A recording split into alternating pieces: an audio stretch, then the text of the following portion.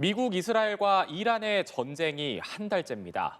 트럼프 대통령은 이란과의 협상이 빠르게 진전되고 있다며 조기 합의 가능성을 강조하면서도 또 한편으론 하르그 섬을 점령하는 방안을 검토하고 있다고 밝혔는데요. 네, 예측할 수 없는 이란 전쟁 상황, 김덕일 고려대 중동이슬람센터 연구위원, 이호령 한국국방연구원 책임연구위원과 이야기 나눠보겠습니다. 두 분 안녕하십니까? 어서 오십시오. 네. 우선 앞서 저희가 전해드린 것처럼 트럼프 미국 대통령이 이제는 대놓고 양면 전술을 펼치는 모습입니다. 계속 조기 종전 언급하면서 하르그 섬 점령하겠다 이러면서 이란의 석유가 갖고 싶다 이렇게 대놓고 엄포를 놓기도 했는데 이런 트럼프 대통령의 발언은 지상전의 전초전이라고 봐야 될까요? 지상전, 어떻게 보면 이제 지상 작전이라 할 수 있겠는데요. 이것을 계속 이제 메시지를 내면서 이제 실제 할지 안 할지는 모르겠습니다만 좀 더 두고 봐야 되겠습니다만 계속해서 협상과 압박 전술을 두 단계의 전술을 좀 쓴다고 볼 수 있을 것 같습니다. 네. 뭐 트럼프 대통령이 이제 평화를 언급했으니까 그럼 협상을 통한 평화일까? 제 생각에는 트럼프 대통령의 평화는 이제 힘에 의한 평화도 있습니다. 그렇기 때문에 계속해서 협상 이후가 협상이 잘 안 될 경우에 대비한 군사 작전이 계속될 가능성도 저는 배제할 수 없다고 보겠고요. 벤스 부통령은 조기 종전. 그러니까 벤스 부통령 같은 경우에는 처음부터 이번 이란 전쟁에 대해서는 트럼프 행정부 안에서는 조금 이제 회의적인 편이었고요.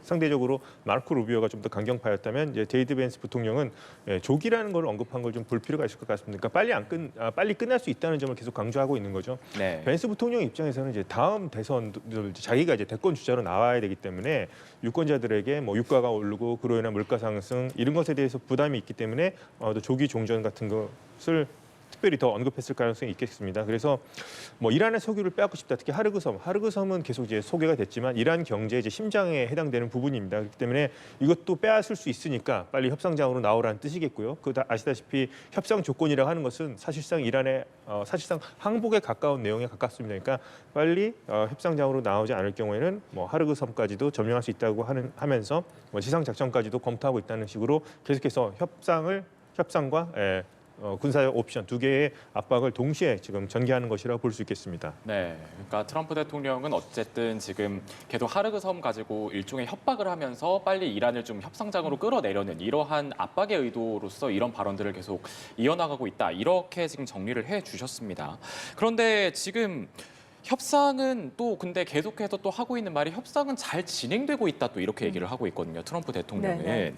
이러면서도 하르그 섬의 장악 의지는 또 드러내고 있단 말이죠. 이런 발언들의 의도는 어떻게 해석을 해야 될까요?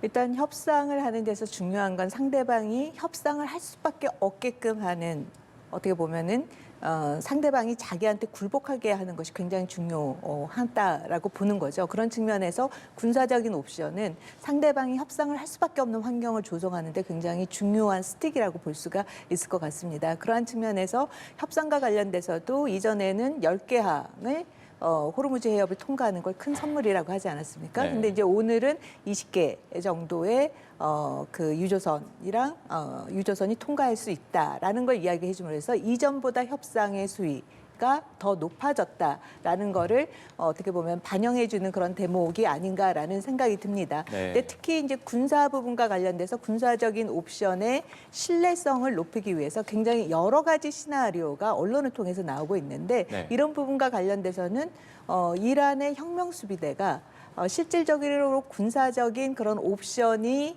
수행했을 때 감당할 수 있는 부분이 굉장히 미국한테도 부담이 되겠지만 이란 혁명수비대도 방어적인 측면에서는 공격자보다 3배 이상 정도의 능력을 갖추고 있어야 되거든요. 네. 그런 측면에서 지금 이란 혁명수비대는 뭐 다들 아시다시피 미군의 전력과 비교하면 굉장히 취약한 그런 상황에 있는 거죠. 지금 뭐 미사일이라든지 드론이라든지 이런 게 하루의 발사량이 개전 초기 때보다 거의 뭐 90% 이상이 삭감됐을 만큼 지금은 한 10개 이내 정도가 발사되는 그런 상황을 감안을 해본다면 미국이 군사적인 옵션을 사용했을 때 거기에 상응하는 군사적인 대응책, 방어책에 있어서 굉장히 부담이 된다라는 측면에서 협상의 장을 보다 더 잘 진행시킬 수 있게 하기 위한 미국의 선택이라고 볼 수 있을 것 같습니다.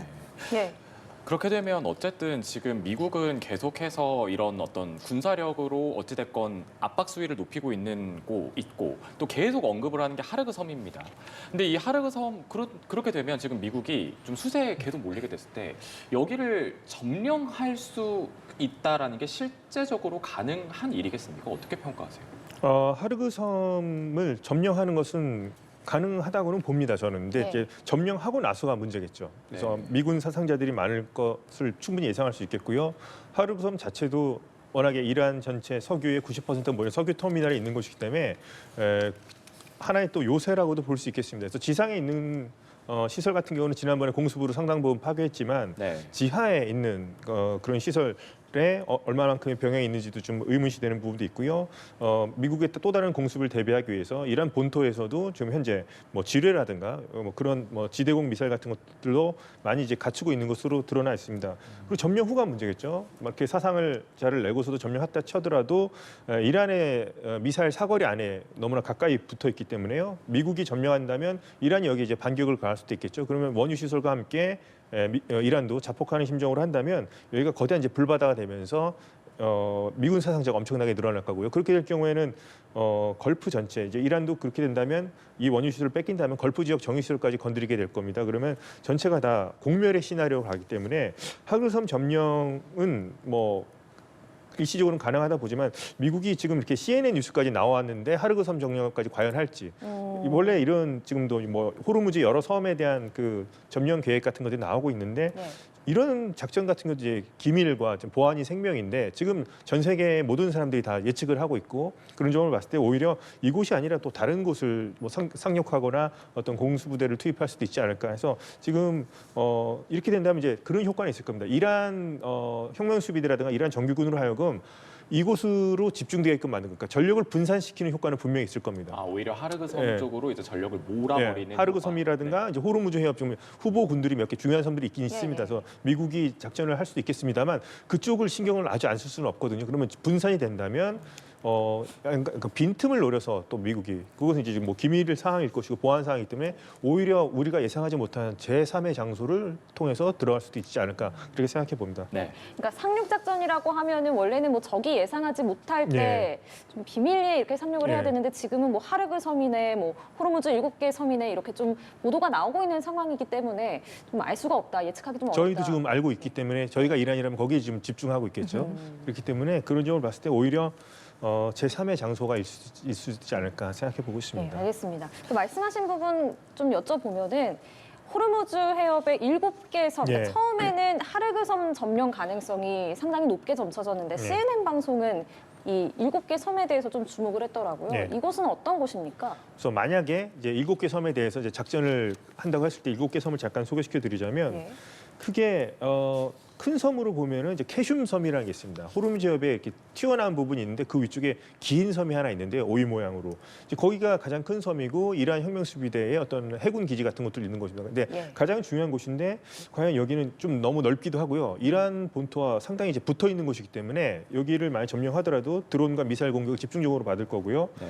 그다음에 호르무즈 섬도 있고 그 근처에 있는 섬들입니다. 행감섬. 근데 중요하게 보면 이제 라라크 섬이라는 게 있습니다. 지금 이란 혁명 수비대들이 유조선을 통행할 때 캐슘 섬과 라라크 섬을 통해서 그 좁은 곳을 통해서 지나가게끔 유도를 하고 있습니다. 그 라인으로. 그래서 라라크 섬도 지금 후보에 오르고 있는데 라라크 섬도 상당히 가깝습니다. 그렇다면 이란 본토와 상당 부분 이제 먼 곳을 상륙하는 게 낫지 않겠는가. 그러면서 호르무즈 해협을 통제할 수 있는 중요한 섬이 어디냐? 첫 번째가 아부무사라는 섬이 있습니다. 네. 그리고 이제 툰부 섬이 2개 있습니다. 큰 툰부 섬과 작은 툰부 섬이 있는데 이곳을 아마도 만약에 한다면 지상 작전을 편다면 이곳이 가장 가능성이 높은데 특히나 아부무사가 이란 본토에서 가장 멀리 떨어져 있습니다. 그럴 경우에 어떤 교전이 벌어지더라도 이란 쪽에서 배를 통해서 이제 병력을 수송하는 데 큰 부담을 느끼겠죠. 그런 점도 있고 결정적으로 아랍에미리트와 영유권 분쟁이 있는 지역이기도 합니다. 그럴 경우에는 아부무사 섬. 아부무사 섬, 그다음에 툰부 섬 2개가 있는데 그럴 경우에는 아랍에미리트 같은 경우 이번에 뭐 연합 함대를 만들고 싶다고 할 정도로 상당히 현재 이 호르무즈 해협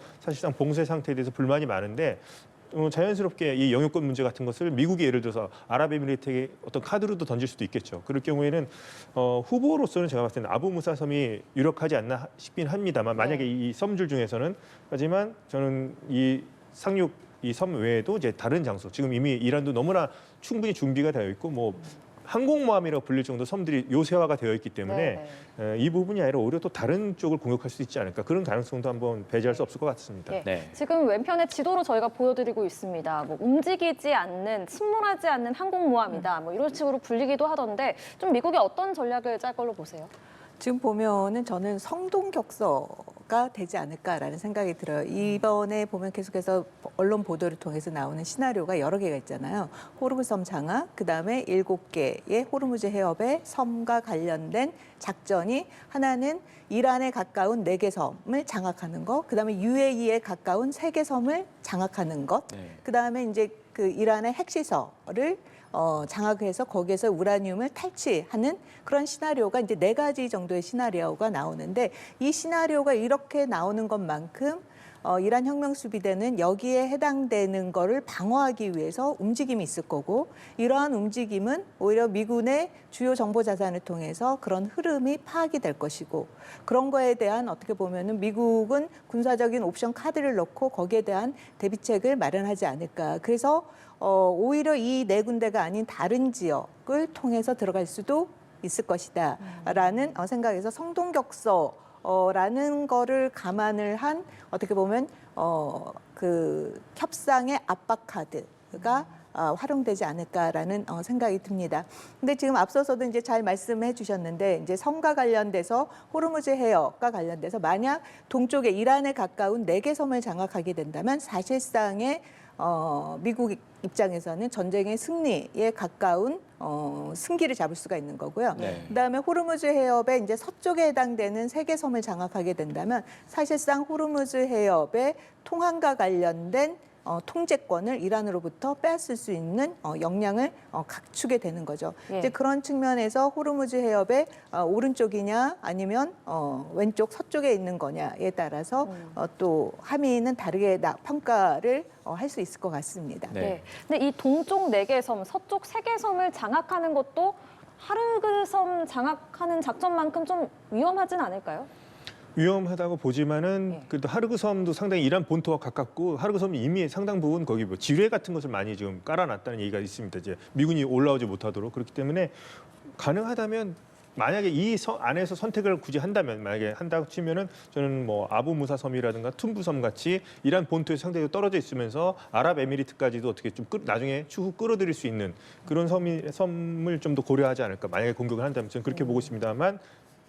너무나도 지금 이 7개 섬이 너무나도 유명하기 때문에 예. 또 다른 곳으로 할 가능성도 저는 좀 높다고 봅니다. 예, 알겠습니다. 잠시 말씀을 해주셨지만 이란도 이에 대해서 대비를 하고 있잖아요.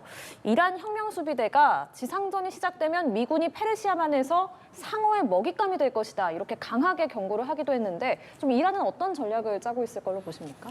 이란은 이제 뭐 지상전을 이제 미국이 일단 본토까지 발을 들일지 안 들일지는 아직 정하지 않았습니다만 들어오면은 자신들이 이제 저항을 하겠다. 그리고 이렇게 뭐 강력하게 얘기를 하고 있고 뭐 얼마 전에 이제 뭐 100만 대군을 지금 우리가 준비하고 있대서 예. 뭐 수치상으로 불가능한 건 아닙니다. 이제 정규군이 40만, 혁명수비대 20만, 그다음에 혁명수비대 산하에 시위 진압하거나 주민을 감시하는 부대인 바시즈를 한 60만 정도 상시 동원할 수 있는 거 하면 100만 명이 넘죠. 그런데 그런 의지는 높이 평가합니다만은 지금 이란이 과연 제대로 지금 보급이 제대로 이루어지고 있는지 그리고 명령 체계가 뭐 자신들 얘기로는 뭐 지역별로 우리 나눠져서 있기 때문에 중앙 명령이 크게 필요 없다고는 얘기하지만 그것이 과연 체계적으로 어떤 작전이 체계적으로 이루어질지 그리고 지금 공군이 없는 상태에서 싸워야 됩니다. 제공권이 없는 상태에서 이렇게 싸워야 되기 때문에 100만 명이 그대로 미국과 과연 일전을 벌였을 때 뭐 승리할 가능성이 있겠는가? 그리고 이제 뭐 무장 상태 같은 것도 그렇고 지금 뭐 이를테면 이제 이란의 정규군도 있고요 또 혁명수비대인데 그 둘의 관계는 어떠냐서 여러모로 일단 복잡한 관계가 있을 것 같습니다. 혁명수비대 안에서도 지금 상층부와 중간에서 명령하는 사람들 또 하급 병사들이 또 이해관계는 다르기 때문에요. 그래서 이런 점에서 이제 100만 명은 동원할 수는 있겠습니다만 그 전투력에 대해서는 저는 좀 회의적인 시각을 갖고 있습니다. 네. 예, 앞서 성동격서 전략 말씀을 해주셨는데 이에 대해서 이란은 그러면 어떻게 좀 대비를 하고 있을 걸로 보십니까? 이게 공격자와 방어자 입장에서는 굉장히 선택지가 넓지는 않아요. 특히 방어자 입장에서는. 그리고 앞서 말씀드렸듯이 공격자보다 보통 방어자 입장에 쓴다면 3배 정도의 전력을 갖고 있어야 되는데 이란이 과연 그만큼의 전력을 충분히 갖고 있느냐에 대해서는 다소 이제 의문이라는 거죠. 그리고 지금 이란 내에서도 굉장히 경제적인 물가라든지 이런 부분이 굉장히 치솟고 있는 상황이고 불만도 굉장히 어떻게 보면 내부적으로 고조되고 있는데 이런 부분이 보도가 되고 있지 않은 상황인 거죠. 그런 상황에서 과연 그 군사력을 직결시켜서 미군의 군사적인 옵션에 대해서 대응할 만큼의 방어력을 충분히 갖추겠느냐에 대해서는 다소 좀 회의적이다라고 볼 수가 있겠죠. 네.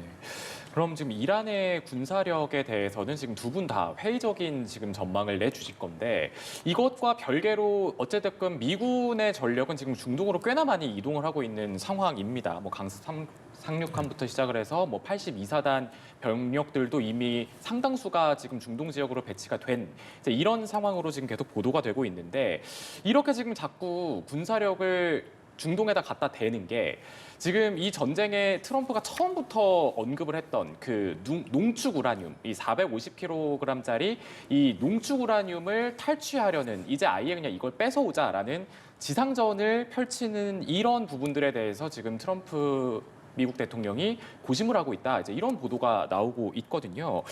이게 지금 이런 작전이 가능할 거라고 보세요? 어떻게 전망하세요?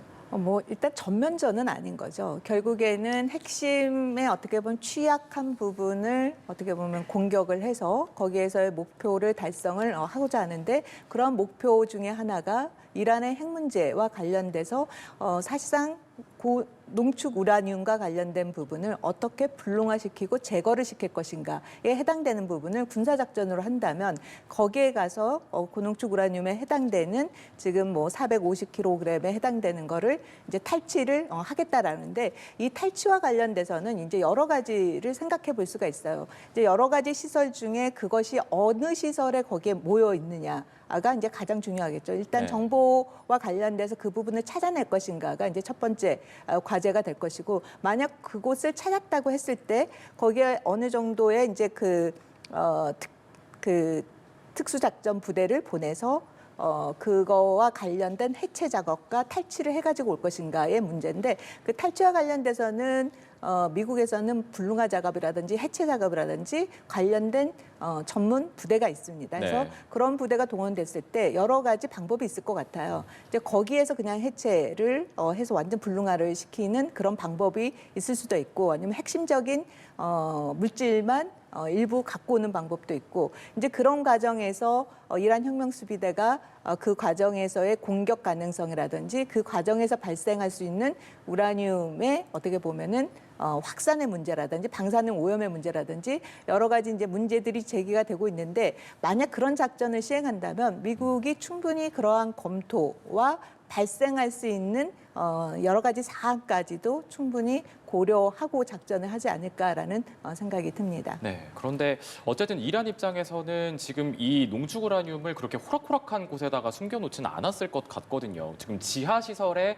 좀 이렇게 매설을 해놨다 이런 식의 지금 관측도 나오고 있고 미 정보 당국도 그렇게 파악을 하고 있는 걸로 일단은 보도들이 되고 있는데 이런 지금 작전을 만약에 미국이 펼친다고 하면 이란에서는 또 어떻게 반응을 할 건지 또 일단 어떻게 지금 이 농축 우라늄도 보관을 하고 있는 것 같은지도 궁금하거든요. 이 농축 우라늄이 지금 어디에 있는지도 지금 제대로 알지 못하고 있는 상황이고요. 예. 지금 어떤 형태로 있는지가 제일 중요할 것 같은데 이란 쪽의 얘기를 들어보면 작년 6월에 있었던 12일 전쟁 당시에 미국이랑 이스라엘이 이제 핵시설을 폭격을 했는데 그 폭격된 그 지하 잔해에 깔렸기 때문에 자신들도 어떻게 제대로 확인해 줄 수 없다 이런 반응입니다. 그렇다면 만약에 이 특수부대를 동원한다 쳐도 이제 수송기를 통해서 저공 비행을 해야 될 거고요. 활주로가 없는 곳에 착륙할 수 있는 이제 특수 수송기가 있고 그 안에 이를테면 뭐 땅을 팔 수 있는 전 공병 부대까지도 투입을 해야 될 거고 조금 더 이제 시간이 걸릴 것이고요. 그렇게 되고 이런 시나리오 작전 같은 걸 보면은 뭐 이스라엘과 합동 작전을 해서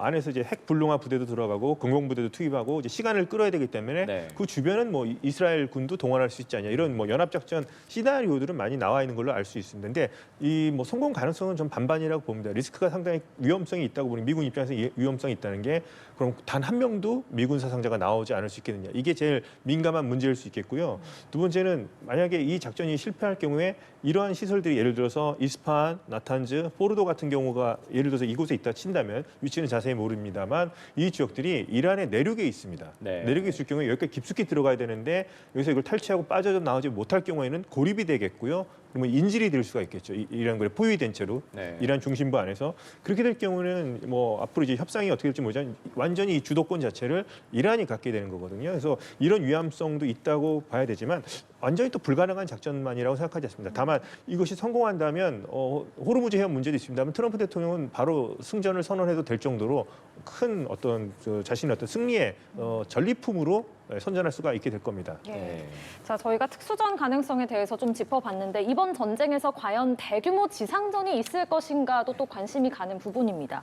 최근에 미국이 좀 중동 병력을 계속 증파를 하면서 지금 중동에 배치된 미군이 5만 명을 넘어섰다라고 집계가 됐습니다. 하지만 이 5만 명이라고 하더라도 이게 대규모로 좀 전면적으로 지상전을 하기에는 여전히 적은 규모다라고 볼 수 있겠습니까? 지상 작전까지 하려면은 5만 명보다 지금 더 적은 숫자 같습니다. 7천 명이고 이제 1만 명이 더 도착하면 17,000명이고 5만 명은 그동안에 미군 걸프 지역에 있던 미군 기지에서 근무하는 사람들까지 다 합쳤을 때 이제 5만 명이라는 숫자 같고요. 예. 그거보다 훨씬 더 적은 숫자라 보시면 될 것 같습니다. 그러면 현재 뭐 공수사단이라든가 특수부대에서 한 7,000명 많이 동원하면 이제 17,000 정도인데 턱없이 적은 부대죠. 이를테면 점령이라고 한다는 것은 점이 아니라 이제 선과 면 차원에서 점령을 해야 되는데 이라크 전쟁 같은 이라크는 이란보다 훨씬 더 땅이 좁습니다만 그때도 뭐 20만 명 넘게 이제 동원을 했었는데 예. 이란 정도 규모라면 어디를 점령할지는 목표는 뭐 부분적으로 할지 완전 점령을 할지 모르겠습니다만 너무나도 턱없이 적은 병력이기 때문에 지상전이라고 하기에도 좀 부족한 병력이고 오히려 그러니까 특수 작전 아까 말씀드렸다시피 어떤 섬 같은 것을 좀 점령하고 빠진다거나 뭐 우라늄 탈취를 위한 어떤 작전 같은 것은 가능할지 모르겠습니다만 이란 본토로 직접 들어가서 뭐 교전을 벌이고 점령하고 이럴 정도의 병력은 전 상당히 부족한 병력이라고 저는 생각합니다. 네, 네. 알겠습니다. 지금 미국의 여론을 보면은 뭐 노킹스 시위 이런 게 나오는 것뿐만이 아니라 뭐 정치권에서도 미국 정치권 내에서도 좀 지상전에 대해서 심지어는 일부 친트럼프 인사들 사이에서도 그런 좀 회의적인 네. 위험하다 이런 시각이 또 나오고 있는 것 같더라고요. 네네. 네. 제가 앞서 이제 설명해 주신 것처럼 뭐 이라크전을 했을 때도 미군 병력이 20만 명 이상이 들어갈 만큼 대규모 지상전은 불가능한 거죠. 그런데 지금의 일부 이렇게 특수작전을 해서 들어간다 할지라도 만약 거기에서 사상자가 발생하고 전쟁이 계속해서 지연되고 장기화된다면 어떻게 보면 빠져나올 수 없는 그런 늪에 빠질 수가 있다라는 거죠. 그런 측면에서 지금 대규모 지상전이 아니라도 지금 규모의 작전을 한다는 것 자체도 굉장히 미국이 빨리 이 이란 전쟁에서부터 빠져나오는 거를 발목을 잡을 수 있다라는 측면에서 굉장히 우려를 제기하는 대목이라고 볼 수가 있는 거죠. 특히 마가 같은 경우에도 미국을 위대하게 한다라는 거는 결국에는 해외에서의 그동안의 경찰 국가를 함으로 인해서 미국의 자산이 소모됐던 거를 더 이상 소모하지 않고 미국 국내에 집중시키자라는 건데 지금 이란 전쟁이 마가가 요구하는 거와 지금 정반대로 진행이 되고 있지 않습니까? 그런 측면에서 불만들이 마가 측에서도 나오고 또 미국 국민 전체에서도 반전 여론이 나타나고 있는 거라고 볼 수가 있겠죠. 네.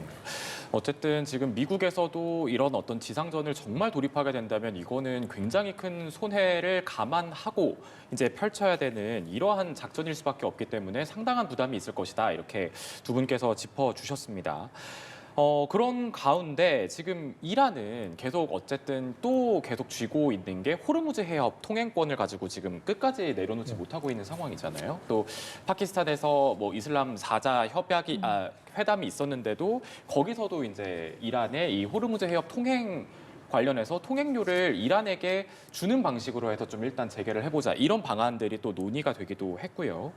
근데 지금 이렇게 이란의 만약에 뜻대로가 된다 그러면 뭐 이게 회당 30억 원 정도 통행료를 이란이 받게 된다라는 건데 미국이 이거를 받아들이겠습니까? 어떻게 보세요?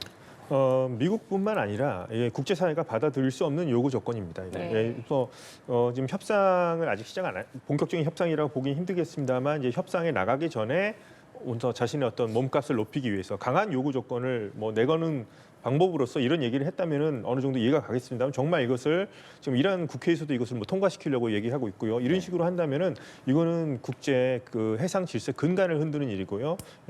이거 이렇게 될 경우에는 지금 이제 미국과 이란의 어떤 지금 협상 그리고 중재국들의 지금 포커스가 맞춰져 있지만 이렇게 될 경우에는 이건 전 세계를 이란이 적으로 돌리는 행위가 될 겁니다. 이미 유엔에서 3월 11일 날 현지 시각으로 이란의 해협 위협이라든가 걸프국가 공격에 대한 결의안이 통과가 됐고요.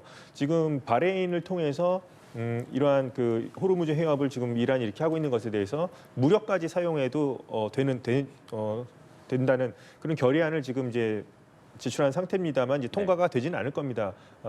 이제 러시아와 중국이 거부권을 행사하긴 할 겁니다. 그렇지만 지금 이런 것들이 이래서는 안 된다는 게 지금 이제 미국과 이란 문제가 아니라 국제사회에서 어느 정도 지금 계속 이제 공감을 얻고 있고 그 공론이 지금 형성되는 과정이기 때문에 이란은 지금 근시안적으로 현재 지금 전비도 조달해야 되고 지금 경제 상황이 어렵기 때문에 이런 아이디어를 떠올린다고 이제 볼 수 있겠습니다만 이것을 정말 이렇게 강행한다면은 이거는 미국이 아니라 전 세계를 적으로 만드는 행위고요. 이란 역시 이런 얘기를 할 겁니다. 우리는 유엔이 정한 국제해양법을 이제 비준하지 않았으니까 우리 마음대로 해도 그렇게 할 경우에는 이란도 그동안 그 해양법을 비준하지 않았다고 하면서도 해협 지나갈 땐 통행료 내고 다닌 적은 없거든요. 그렇기 때문에 이것은 이제 아이디어 차원에서는 거론이 될 수 있겠습니다만 실제로 이걸 강행한다면 이건 이란으로서의 오히려 자충수가 될 수밖에 없는 아이디어라고 저는 생각합니다. 네, 그렇지만 어쨌든 지금 이란은 중국과 인도의 일부 선박들에게는 이미 이런 어떤 통행료조로 30억 원 정도씩을 받은 바가 있고 또 이제 파키스탄이나 태국 같은 나라들도 이란과 협의를 거쳐서 이렇게 선박 운항권을 이렇게 가져오는 방식으로 이렇게 해서 좀 일부 국가들이 통행을 했잖아요. 근데 미국은 또 이거를 이 호르무즈 해협을 이렇게 선별 통과를 해주는 거를 또 트럼프 대통령은 선물을 받았다 이렇게 또 표현을 하기도 했거든요. 그러니까 선물을 받았다고 표현을 하는 정도로 이걸 받아들일 수 있는 조건이라고 보는 건지 아니면 절대로 이 호르무즈 해협의 통행권은 자유로운 통행권이 보장되어야 된다라는 쪽으로 미국이 밀고 나갈 건지 이거에 따라서 좀 협상이 좌지우지가 될 것 같은데 어떻게 전망을 하십니까? 그 호르무즈 해협은 사실상 운하가 아니잖아요. 네. 운하와 관련돼서는 통행료를 받는 게 맞지만 해협을 통과하는 데에서는 운행료를 받는다라는 건 말이 안 되는 거죠. 그래서 기본적으로는 지금 일부가 통행료를 일부 지불을 하고 나갔을지는 모르겠으나 결국에는 이 문제를 정리하는 과정에 있어서 호르무즈 해협에 통행료를 제출하는 걸로 만약 결정이 된다면 이란과의 이런 전쟁의 의미가 뭔지에 대해서 전 국제사회가 다시 질문을 던지겠죠. 그런 측면에서 이거는 호르무즈 해협의 운항과 관련된 비용을 지불한다는 거는 미국도 절대로 받아들일 수 없습니다. 국제법에 위반되는 사항인 거죠. 예. 그러니까 이 통행료를 호르무즈 해협을 지나는 선박에 부과를 한다라는 게 국제사회가 받아들이기 어렵다라고 말씀을 하셨는데 앞서 잠시 언급을 하셨지만 파키스탄에서 4개국 외무장관 회담에서 이런 제안서를, 그러니까 통행료를 받는 그런 제안서를 백악관 측에 전달한 걸로 알려졌거든요. 그렇다면 그 외무장관들은 어떤 배경에서 이런 제안서를 미국에 제출했겠습니까? 정확히 얘기했을 때 과연 이제 이 4개국 외무장관들이 이렇게 해서 제안서를 낸 것인지 아니면 정말 중재자로서 이란의 요구사항이 이러니까 이것을 백악관에 전달한 것인지를 좀 더 확인해 볼 필요가 있을 것 같은데요. 제가 봤을 때는 이제 중재국으로서 자신들이 어떤 의견을 종합해서 이렇게 낸다기보다는 오히려 지금 현재까지 제가 알기로는 이란이 이렇게 요구하는 것을 아마 중재국으로서 전달하지 않았나 싶기도 하고 만약에 중재국이 예를 들어서 이런 아이디어를 내는 게 어떻겠냐 생각한다는 것은 오히려 자신들이 협상 당사자가 아닌데 중재국으로서의 역할을 저는 이거는 벗어난 행위라고 저는 생각합니다. 네, 알겠습니다. 자, 여기에 예멘의 후티 반군이 이스라엘을 공격하면서 참전을 공식화했습니다. 먼저 이렇게 후티 반군이 이번에 참전을 한 게 좀 독자적인 판단이었을지 아니면 이란과 뭔가 교류가 사전에 있었을지 궁금한데요. 어떻게 보십니까? 아무래도 혁명수비대와 접촉이 있었겠죠. 지금 건 전쟁이 발발한 지 한 달 동안 도발을 하고 있지 않다가 지금 보면 2,000km 해당되는 이스라엘 남부에 미사일을 발사하지 않았습니까? 물론 요격되기는 했지만 이런 가운데 어떻게 보면 호르무즈 해협과 또 하나는 홍해와 수에즈 운하로 연결되는 데서의 물동량의 그런 불안감을 같이 조성함으로 인해서 어떻게 보면 호르무즈 해협의 이 문제를 풀고자 하는 이란의 혁명수비대의 어떤 그런 아이디어가 아닌가라는 생각이 듭니다. 예. 그렇다면 이번 후티 반군의 참전이 좀 전황에는 어떤 영향을 미칠 걸로 보세요? 전황에는 이제 큰 영향을 미치지는 않겠습니다만은 이제 세계 원유 공급망이라든가 세계 물류에는 엄청난 이제 또 타격을 줄 것 같습니다. 뭐 그러니까 이란이 미국에 대해서 뭐 전투력이 우위에 서지는 않겠습니다만 이것은 이제 또 홍해는 또 다른 문제입니다. 이를테면 홍해가 예를 들어서 후티가 봉쇄에 들어갈 경우에는 인도양과 홍해 그리고 유럽을 잇는 라인이 이제 막히게 되면 물동량이 이제 수에즈 운하의 존재의 가치가 사라지게 되겠고요. 그러면은 유럽까지 갈 때 희망봉을 돌아서 가야 되기 때문에 엄청난 시간도 오래 걸리고 비용도 상승하게 되기 때문에 이것 역시 국제사회가 호르무즈 해협만큼이나 국제사회가 이 문제를 해결하기 위해서 이 문제를 해결해서 공동으로 대처할 가능성이 높아 보이기도 합니다. 그렇기 때문에 후티도 뭐 이란을 돕기 위해서 현재로서 이제 계속 뭐 압력을 가하기 위해서 지금 우회하는 항로, 석유 우회 항로까지 막으면서 이런 작전을 할 수도 가능성이 있습니다만 이렇게 될 경우에는 오히려 후티에게도 국제적인 반격에 처하게 될 수도 있겠고요. 네. 이것도 이제 근시안적으로는 뭐 자신들이 효과를 거둘 수 있다고 생각해 보겠으나 장기적으로 봤을 때 후티 반군에게도 국제사회의 어떤 그 비난을 피할 수 없게 되겠고 오히려 국제사회의 어떤 강력한 대응을 초래할 수도 있다고 저는 생각합니다. 알겠습니다. 그러니까 후티 반군이 지난 가자 전쟁 때처럼 홍해 입구를 과연 좀 봉쇄를 할 것인가, 그곳을 지나는 배들이 좀 공격을 할 것인가가 지금 가장 좀 중요해 보이는데 일단은 지금은 이스라엘에 대한 드론 미사일 공격은 합니다만 홍해에 대한 직접적인 위협은 하지 않고 있단 말이죠. 이게 어떤 계기로 그런 공격에 나설까요? 지난번 같은 경우에도 헤즈볼라와의 그러한 이스라엘과의 전쟁에서 사실상의 바브엘만데브 해협에 대한 통제권을 후티 반군이 장악하는 그런 모습을 보여준 거죠. 예. 상선과 유조선을 공격함으로 인해서. 예. 그래서 영국이라든지 프랑스라든지 EU 국가들이 바로 이 지역에 대한 항해 안전 부분을 보장하기 위해서 그 배를 또 보냈었죠. 지금 그런 상황 하에 지금 후티 반군이 이스라엘에게 공격을 가하면서 이 해역까지 그런 불안정 문제를 이란과 똑같이 동참을 하게 된다면 사실상 중동의 이 전쟁, 이란의 전쟁으로 인한 어떻게 보면은 그 정세는 굉장히 격화되는 상황으로 발전을 할 수밖에 없다라고 보여집니다. 네. 그래서 또 다른 이제 친이란 세력이 또 있는 게 바로 이제 지금 또 보면 이스라엘 같은 경우는 계속해서 또 레바논 쪽으로 헤즈볼라 쪽을 때리고 있는 이런 공격을 계속 하고 있잖아요. 그러면서 지금 네타냐후 총리가 뭐 레바논 쪽의 전선을 더 확대하라 이런 지시까지 지금 내리면서 이스라엘은 사실 이런 휴전 기조와는 굉장히 동떨어진 행보를 계속해서 보이고 있는데 이스라엘이 그러면 어디까지 이렇게 지금 전선을 확대를 할 수 있을 거라고 보시는지 궁금하거든요. 이스라엘은 지금 현재 남부 레바논 지역이고요. 이제 이스라엘 좀 북부 지역인데 남부 레바논 지역에서 헤즈볼라의 어떤 무장이라든가 어떤 군사 인프라 같은 걸 해체하는 것을 목표로 합니다.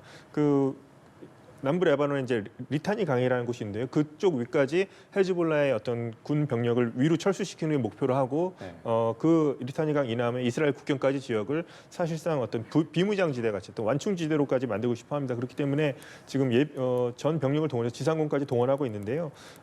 협상 국면까지 만약에 들어가고 이제 휴전이라든가 전쟁이 끝날 때 대비해서 최대한 작전을 지금 펼치고 있습니다만 이스라엘도 지금 상태가 녹록치가 않습니다. 지금 계속해서 이제 지상전을 벌이고 레바논 전선에서 헤즈볼라를 이제 북쪽으로 이제 몰아내는 데는 지금 계속해서 작전을 벌이고 있습니다만 이스라엘 같은 군 특징 중에 하나가 정규군 외에 예비군을 동원해야 됩니다. 생업에 종사하고 있는 예비군을 동원해야 되는데 현재 이스라엘 군 참모총장이 병력이 지금 부족하다는 얘기가 하고 있습니다. 병력이 그렇기 때문에 이스라엘도 장기전으로 가기에는 지금 힘든 상황이기 때문에 보조를 맞출 겁니다. 그래서 트럼프 대통령이 이란과의 어느 정도 뭐 종전을 하는 보조에 발맞춰서 이스라엘도 거기에 맞춰서 종전을 할 가능성이 높아 보입니다만 하여튼 목표는 헤즈볼라가 남하하지 않는 것을 저지하는 선에서 그 정도까지는 목표로 두고 그때까지는 병력이 부족한 것을 감수하고서라도 계속해서 군사 작전을 이어갈 거라고 보고 있습니다. 네.